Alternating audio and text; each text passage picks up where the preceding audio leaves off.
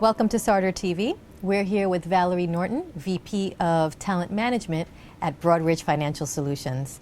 Valery, thanks for joining us today.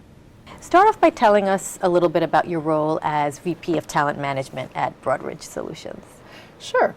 I'm responsible for many of the things you would expect to be in talent management, like performance management, succession planning, leadership development, learning, culture, associate engagement, et cetera, and a few things that you might not expect to be in there. Because we're a mid-sized firm, we don't have dedicated staffs for these things, so they fall into my purview, and I really enjoy them. And those are internal communications and corporate social responsibility.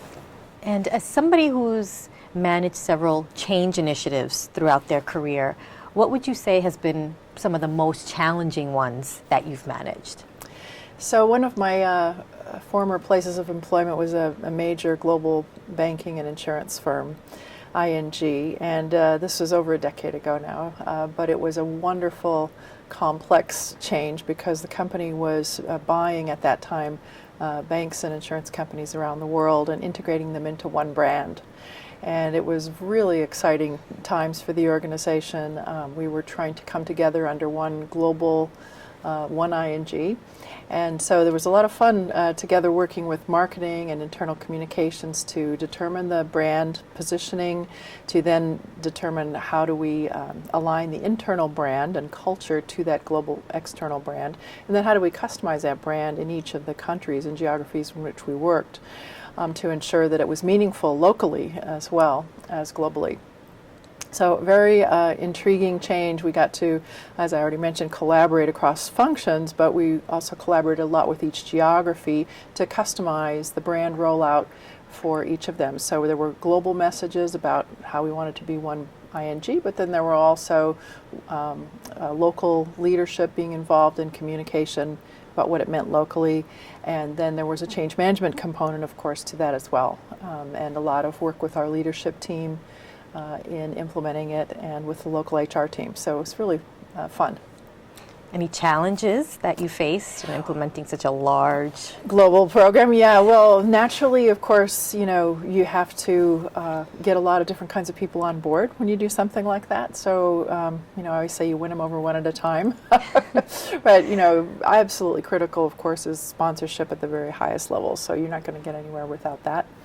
In this case, we had great sponsorship at that level, and then the challenge, I guess, you know, some of the challenges about, you know, translations, you know, making sure that you're able to get the message appropriately translated locally so that it's meaningful.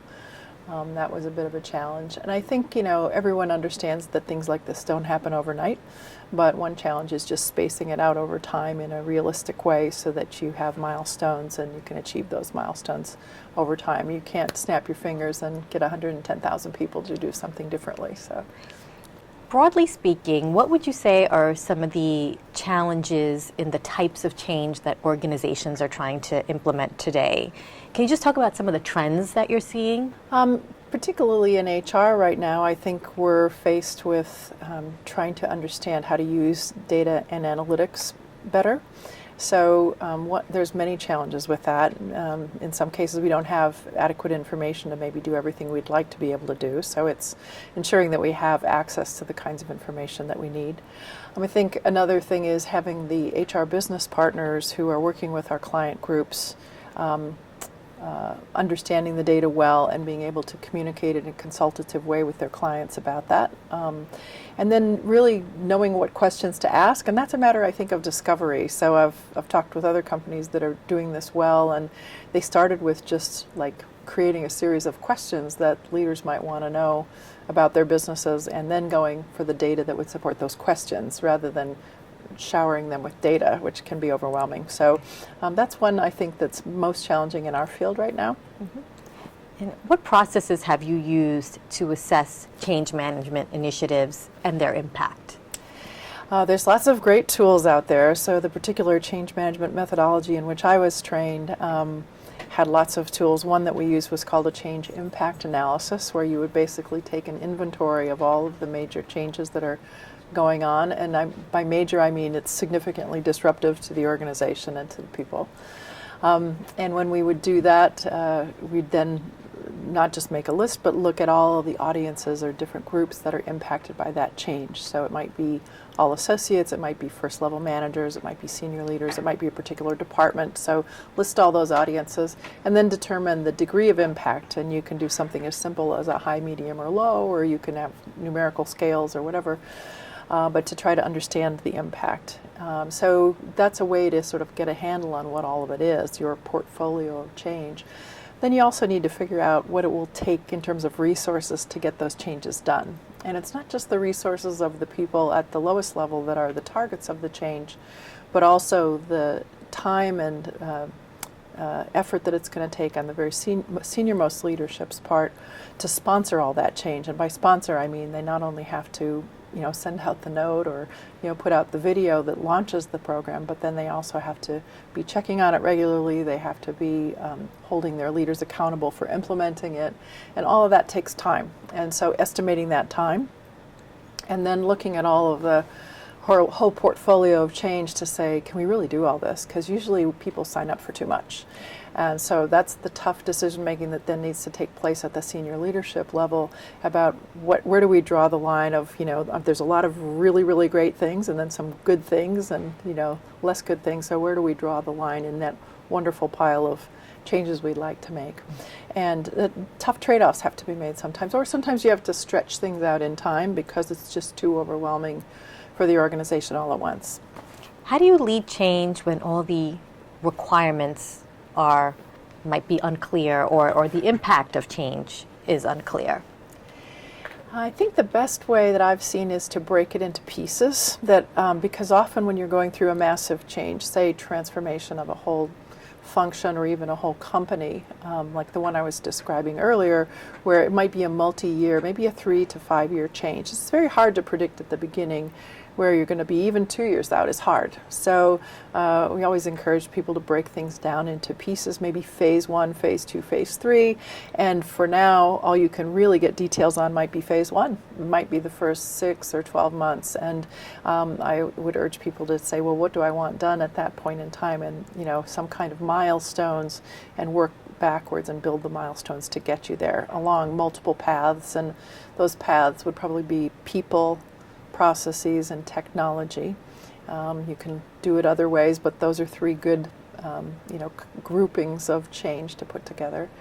And then establish what it will look like when it's done at the first milestone, even if you can't see past that. And then celebrate that milestone and then do phase 2. Or somewhere during phase 1 you can begin to build out phase 2. Okay, great. In your experience, what have you seen are some of the major reasons organizations are resistant to change? So people resist change for really good reasons. If you think about it, if we did everything that possibly came in our path, it would be very disconcerting for folks and overwhelming. So people resist because they fear various things. They sometimes fear loss of a job. They sometimes fear that they won't be able to adapt to the change because they might not have the skills. They might be worried about their role and how their role might change. They might be worried about their colleagues.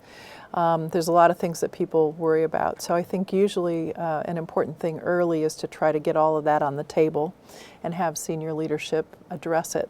So clearly they would not attempt the change if they didn't believe that the result at the other end was better than what they have today. It has to be worth the pain to get there.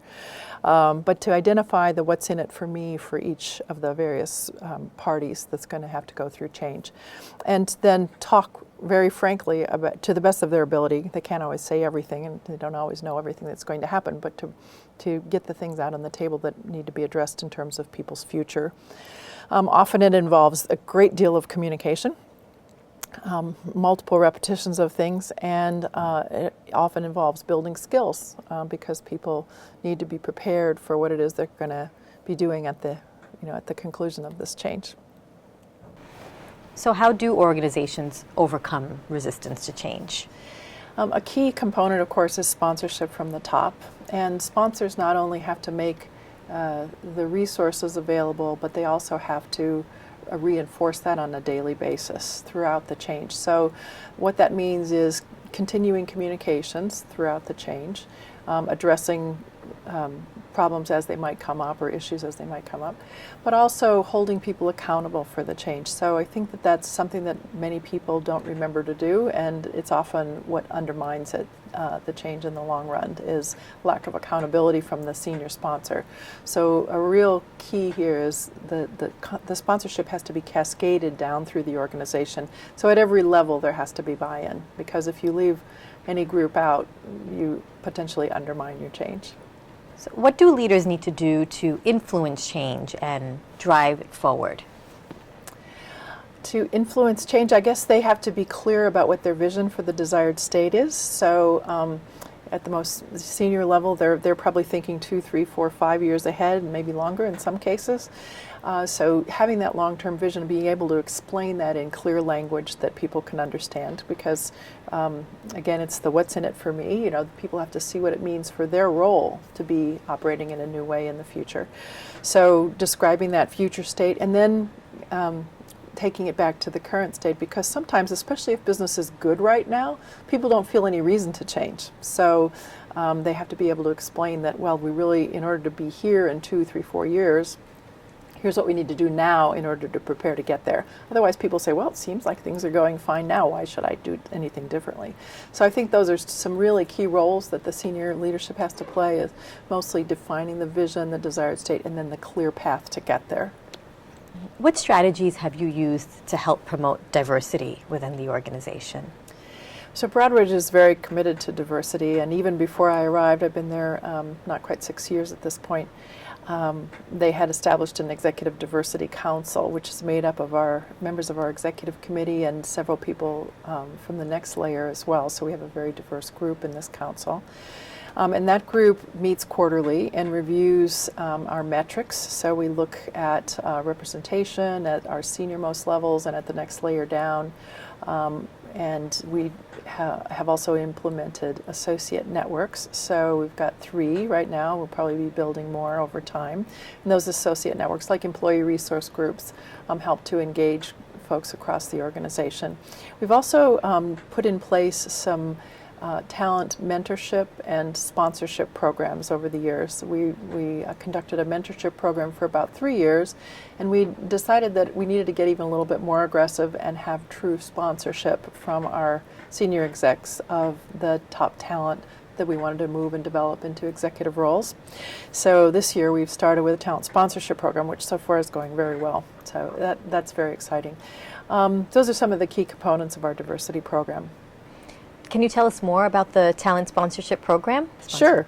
The talent sponsorship program in our first year has 33 folks in it. They're of the level right below our executive grade. So the idea is that the senior leaders had to each choose 2 to 4 folks within their organization that they believed had the capacity to move into executive roles within 2 years. Those were the criteria. So they were high potential, could move up into the executive grade. And people that wanted to move, that's part of it as well. That's part of what makes them high potential, is that they want to grow. And we didn't exclude white males, but we focused on diverse, women and people of color. And we built a program that had them do a self-assessment first about their own competencies, and then they did an individual development plan. We have a leadership competency model with 12 competencies, so they were assessing themselves against those.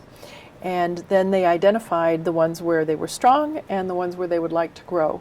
And so we put all of their development plans together and looked through the whole 33, and we found where the commonalities were. We built like a heat map. Here were the competencies and here are the people, and where were we strong and where did we need more development.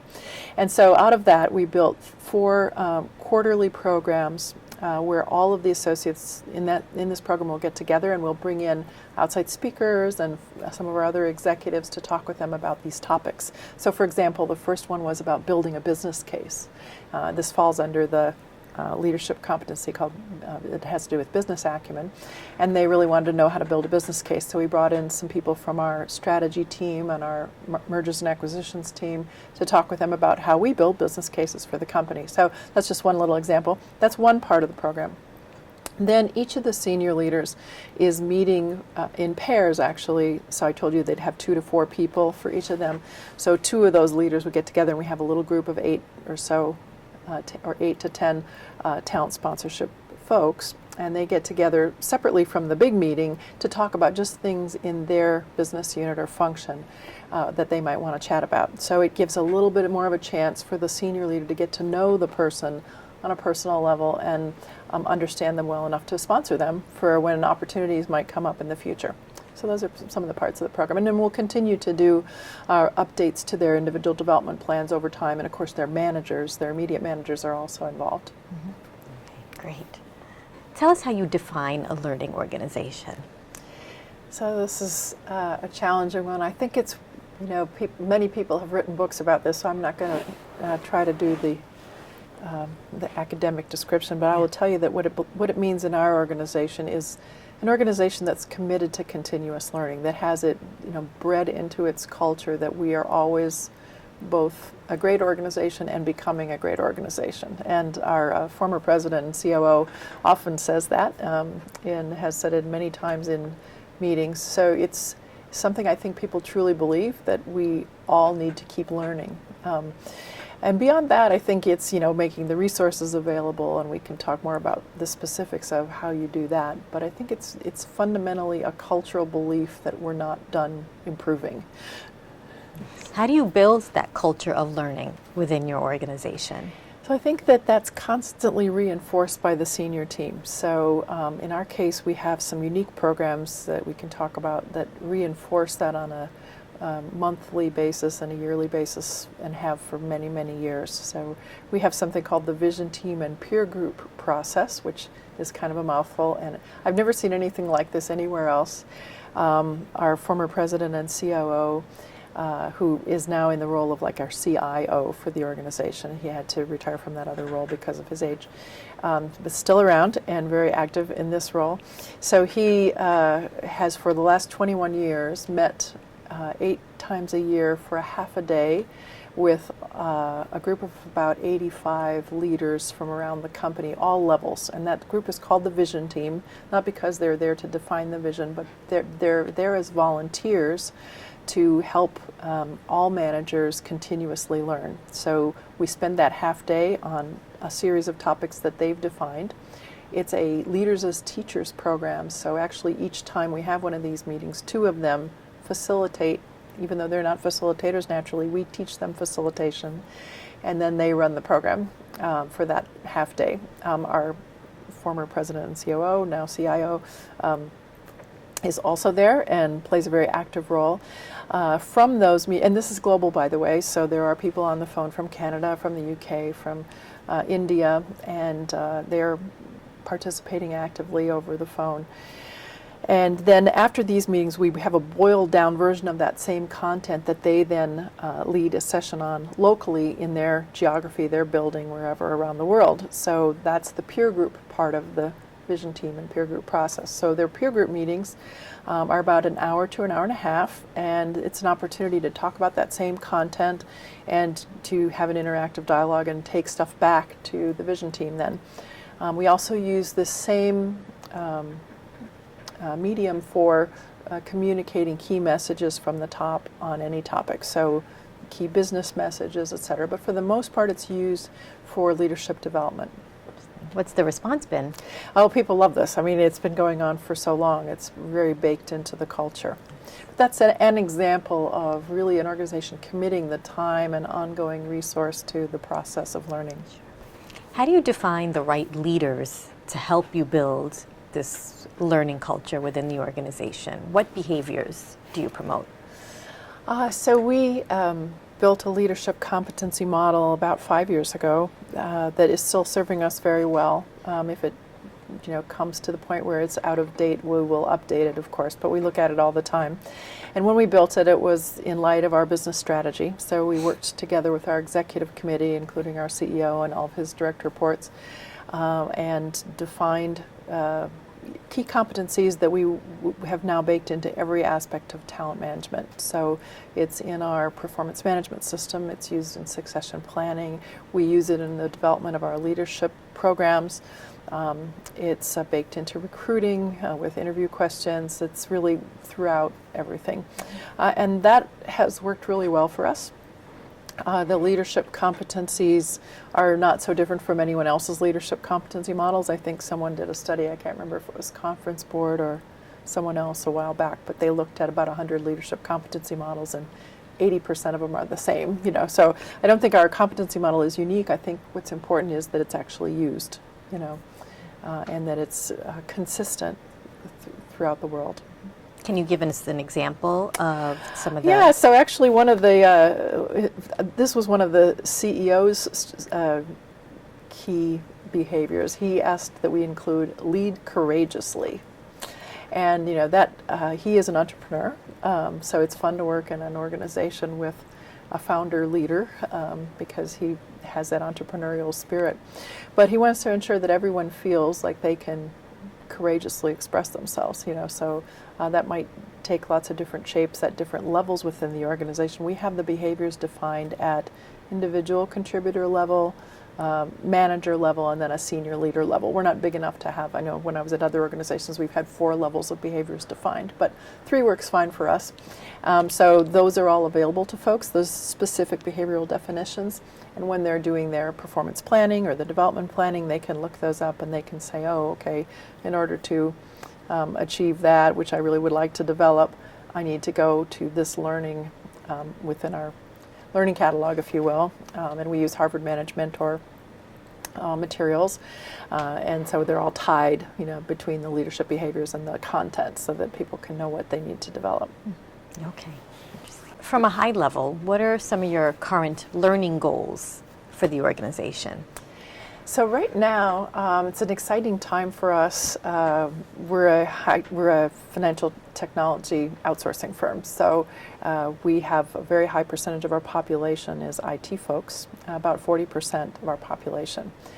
And that organization, which is currently being led by our former COO and president now, is going through a transformation where it's bringing together some functions that were formerly more decentralized into some pools or into a more federated model where they're sharing resources or seeking consistency across the whole company. So he wanted to have a consistent model for our associates in IT in terms of their career paths and job families. So we are just rolling out an IT associate career development program. We've been working on it for about 15 months, I would say now. And we took the leadership competencies, which I mentioned to you earlier, and we also built 11 job families with multiple levels within each family, and described both the performance that's required for each of those levels as well as the competencies required to support that performance, and then the proficiency levels for each of those competencies, and then are tying that to learning roadmaps. So it's a lot of work, but it's very exciting, and the new titles and families are just being rolled out, and our reaction so far has been great. It'll really help us with consistency for globally sharing work, so everybody will know what one of these is, whatever that might be. And they will also be able to assess performance consistently, have more calibration across the company on that in that regard, and we think more mobility over time because people will have consistent definitions.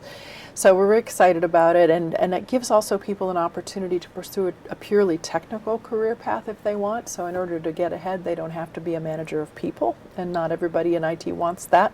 So they're excited about that. And it lets people who really want to focus on managing people do that as well. So we've got clear, like a dual career path. How do you build learning plans for individuals and teams, and then for the organization as a whole?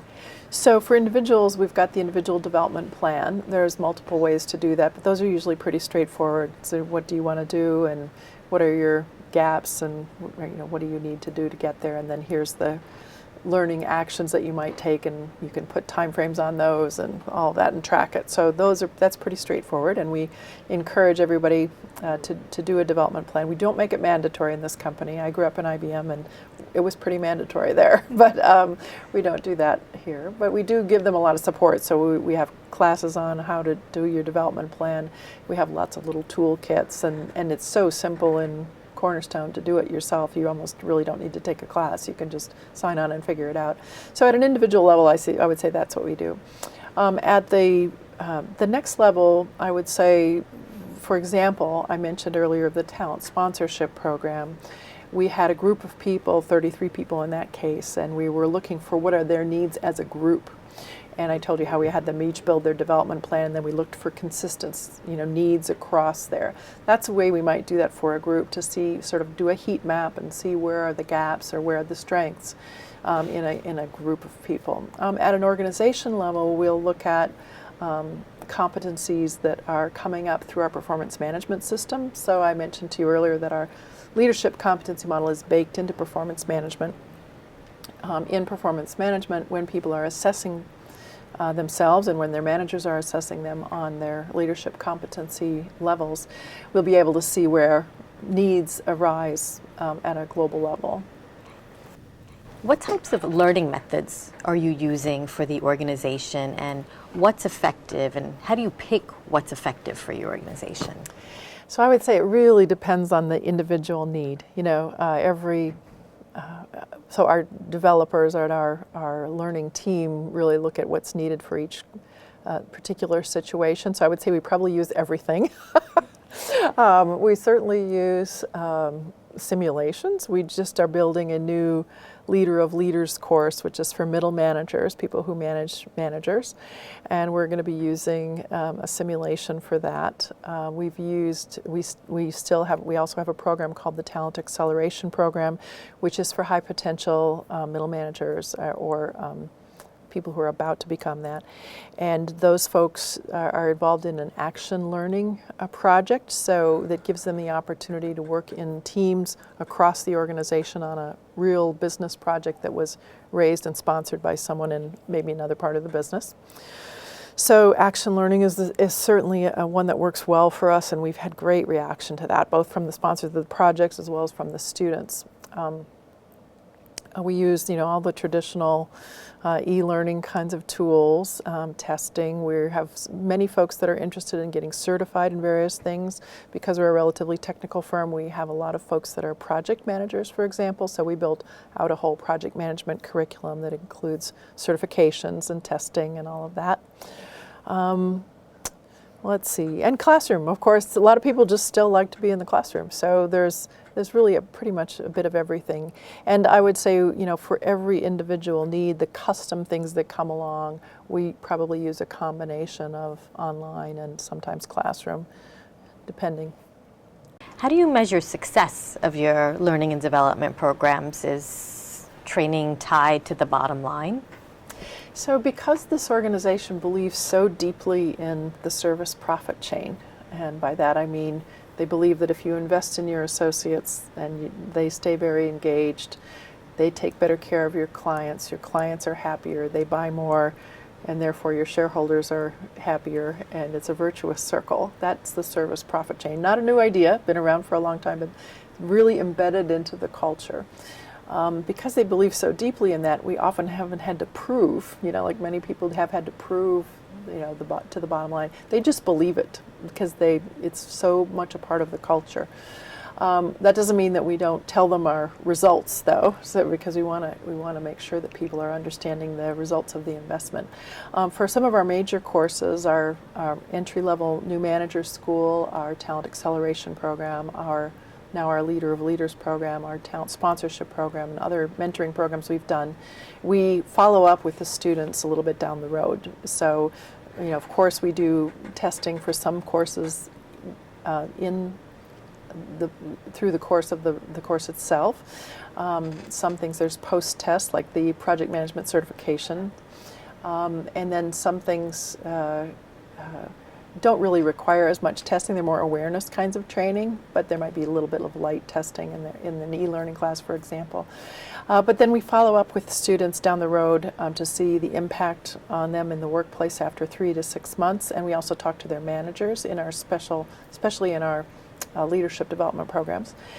And then we've also looked at the record of promotion and performance coming out of those courses to track that back and see if there's any correlation. And we seem to have a really good percentage of our students that come through some of our talent acceleration program, for example, in terms of their promotion and performance afterwards. So that's the kind of analysis we're trying to do. We're seeking to do more of this over time as we get more analytics available to us through our new learning management system.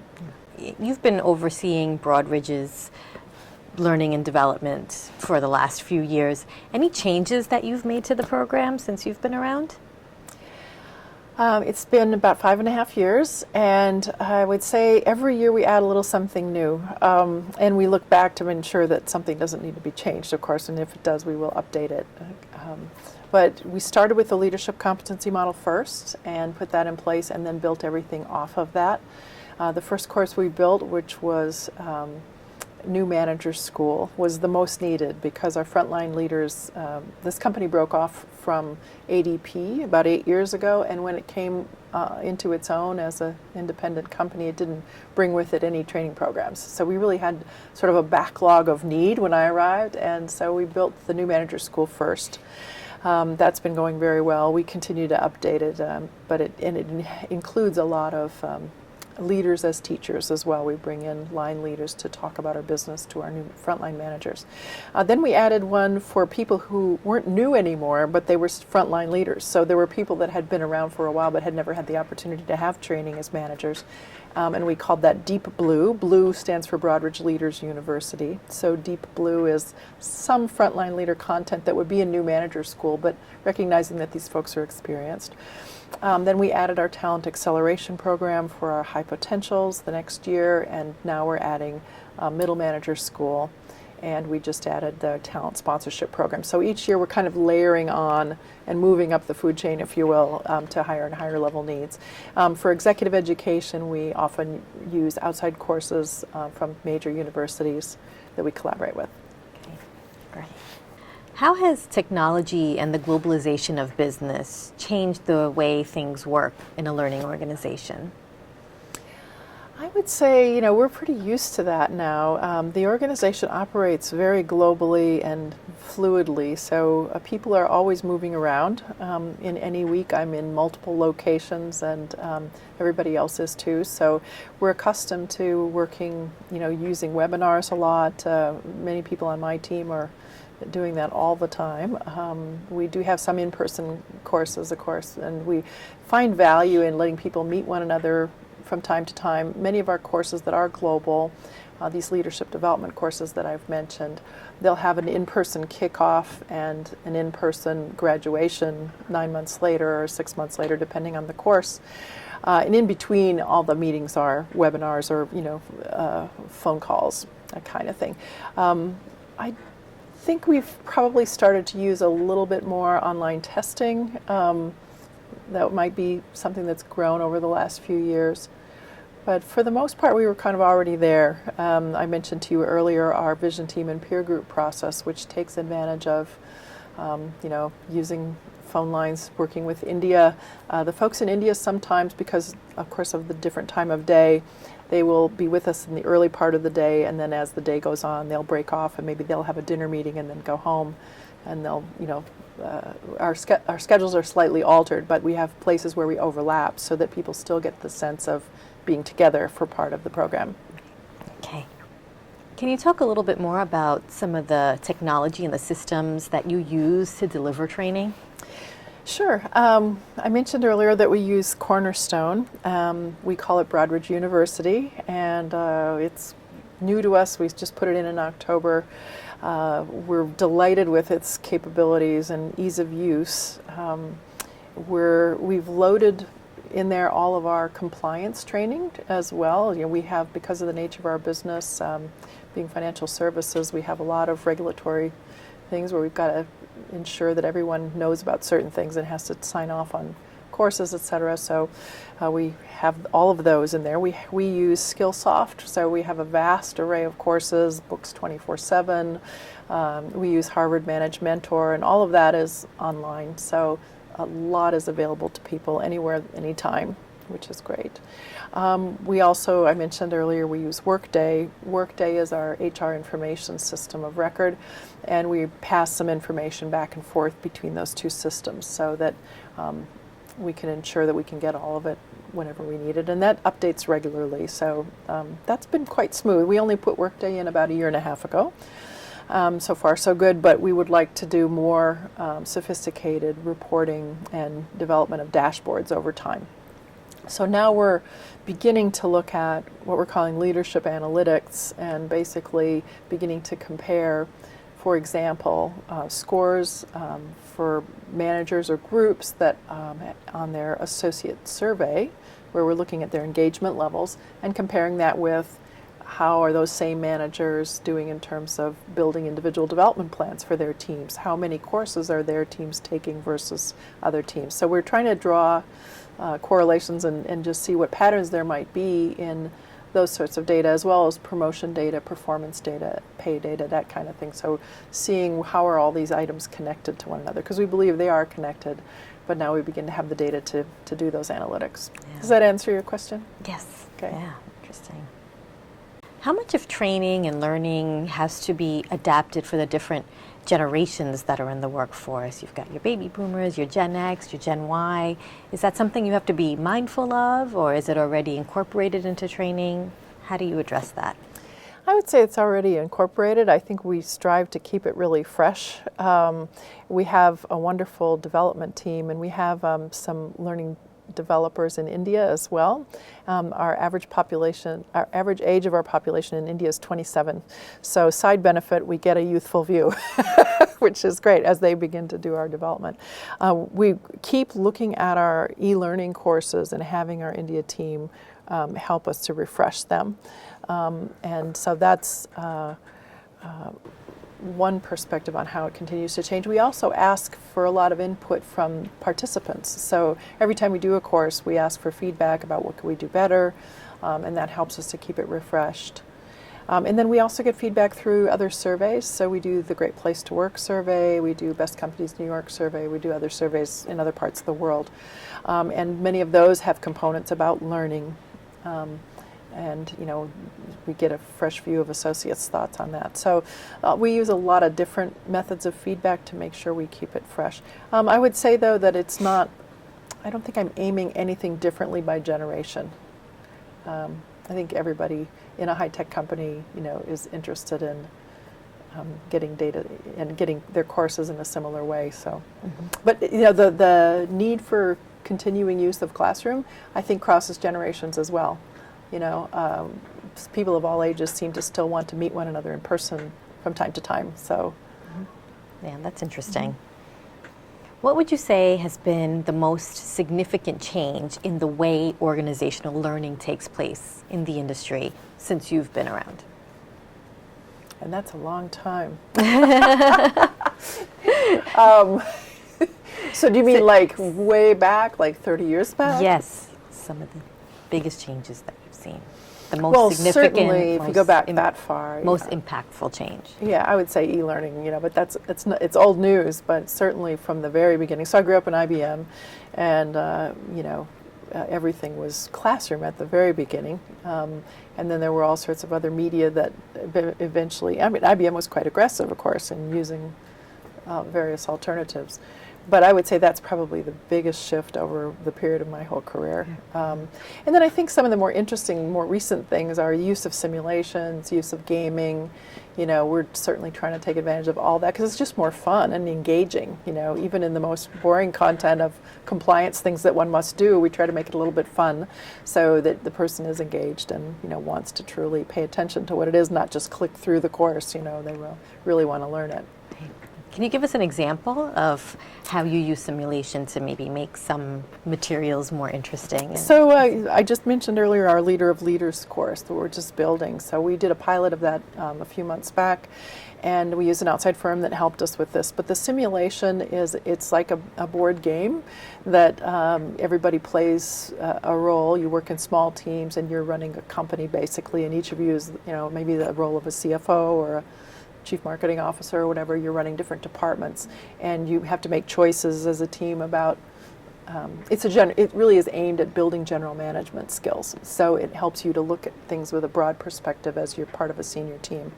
And then you get results right away. Each round, you can see how your business is doing and how happy your folks are. And so you see immediate results. It's very satisfying. And people find that those to be, I would say, really, really engaging and good learning experiences.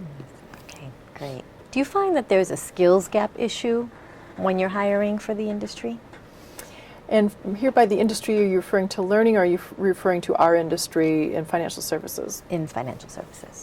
So right now, I would say there's some areas that are challenging for everybody in financial technology. Big data or data analytics is something that everybody wants more of, and there's just not enough skills out there. So we're all fighting for the same folks. I think that's a big one. And I think another really hot one right now is data security. What could be more important for financial services firms? And of course, we provide a service that must be very secure, so we've had to really beef up in that arena as well. Mm-hmm. Okay. What do you think is the biggest institutional obstacle to women in leadership positions today? So I think it's challenging for young women coming into an organization if they don't see women at higher levels in the organization. And it's been like this for a long time, but I think in industries and in particular companies where someone entering the organization can see more women in the senior leadership team or a few women on the board, more than just one or two women on the board, it's sort of a critical mass thing. If they can see a lot more people who look like them in those roles, I think it's more encouraging to them. And that's going to just take time. I know it's slow moving, and I don't think our company is any better than the average in this regard. But it's something that we try to, with our mentoring programs, help people have an opportunity to do, is to get to know people like them in more senior roles so they can say, that's how she handled that challenge, or how he handled that challenge. So it's that's probably one of the best things we can do early on, is help people see how other people made it. And what do you think is the biggest challenge to women in leadership positions today? So this question seems a little bit hard for me to answer today. It would probably have been easier for me to answer 20 years ago. When my children were small, and because then I think it was always balance. And I think today more people have found ways to maintain that balance, and it's not just women, I think it's men as well who are seeking to find that balance. I think it's not so much about being female as it is about having confidence. And some of the best advice I got early on was to find my own voice. Don't worry about not being one of the boys. Just be yourself, And I think that's good advice for anyone. Mm-hmm. Okay. And what do you think it's going to be for the next generation of women? So I wonder about that for my own daughter, who is just coming of age in the workplace. And I think probably it'll be very much the same, as finding the balance. And it's a choice that both she and her husband will work on together. And it's, I think, again, about finding your voice and your self-confidence, knowing what you are good at and how to express yourself in the workplace. I think, for women it's a little bit harder always, because you can be labeled if you're too forceful, But I admire folks who are able to provide both that strength as well as grace, under pressure. What was the biggest challenge for you while you were climbing up the corporate ladder? So the hardest period for me was when I was in management consulting, because in management consulting, when I was doing it, you were gone 5 nights a week. I think these days it's a little more civilized, and it's 3 nights a week. They go out Monday mornings, come back Thursday nights. But we went out Sunday nights and came back Friday nights, and that was hard with small children.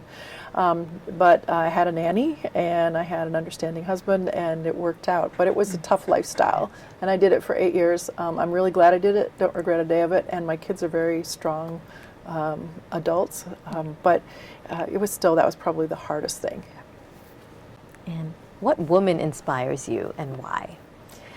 So this is a pretty easy one for me. I find Hillary Clinton very inspiring, because she combines strength, a sense of humor, resilience, and there's a balance there. She's been a mother and now a grandmother, and she's not afraid to talk about that.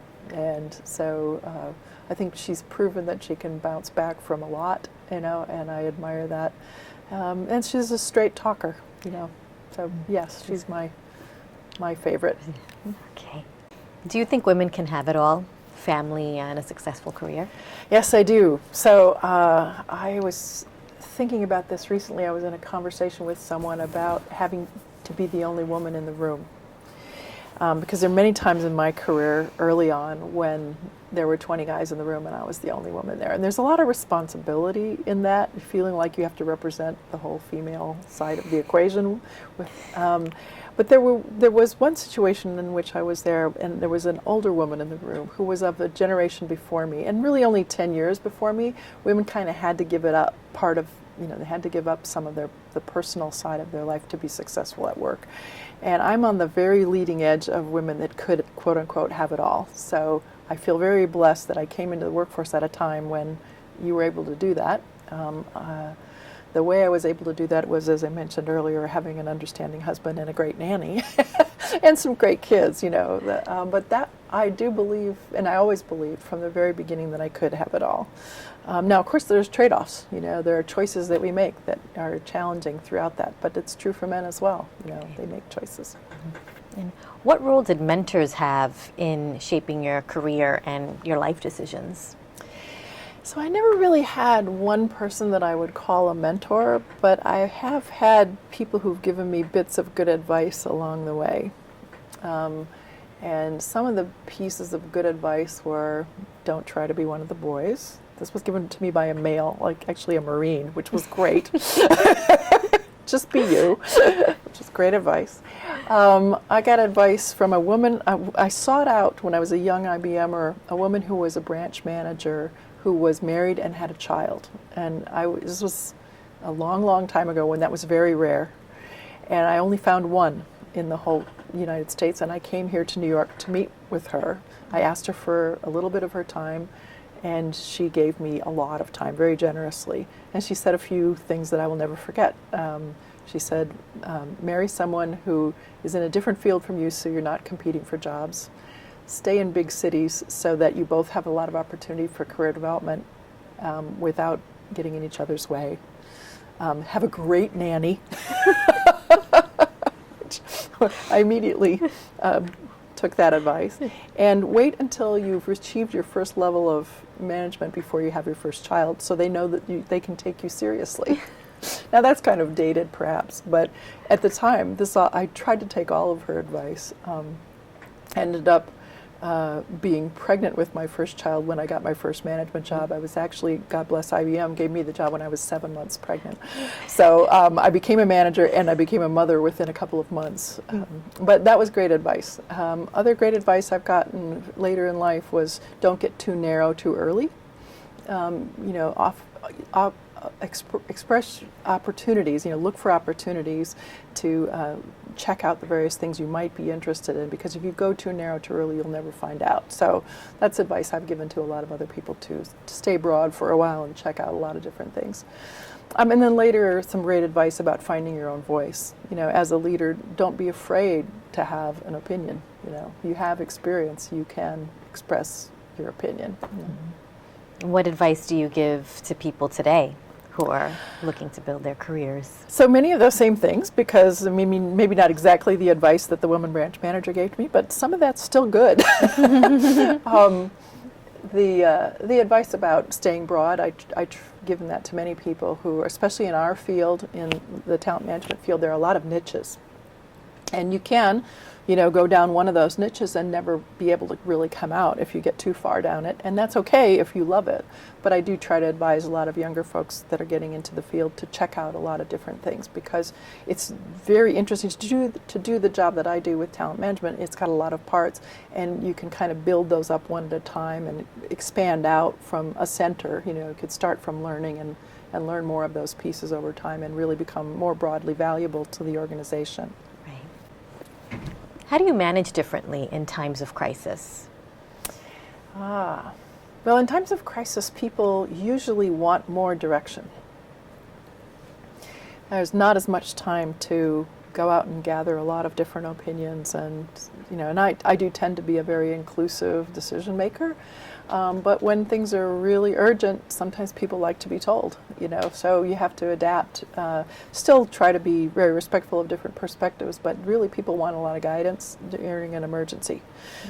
So I would say that's probably the biggest difference. Mm-hmm. Okay, great, Valery. Well, this was really good. Thank you so much for joining us today. It was my pleasure. Thank you. Thanks for joining us. We'll see you next time on Sarder TV. I'm Vaishali Jain.